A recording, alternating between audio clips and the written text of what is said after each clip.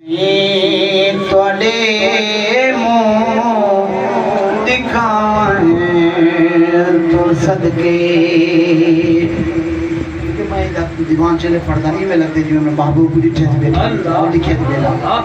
आधा बेटे नबी से तेरे मुँह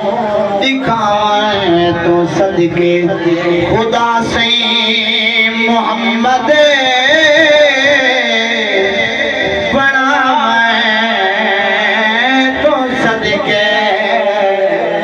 नबी से तेरे मुँह दिखावे तो सदके तेरा हुक्म नाफिज़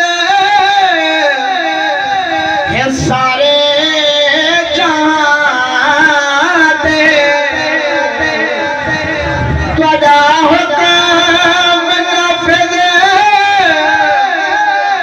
है सारे खुदा दी खिलाफत शकावे तो सदके नबी से तोड़े मुँह दिखावे तो सदके।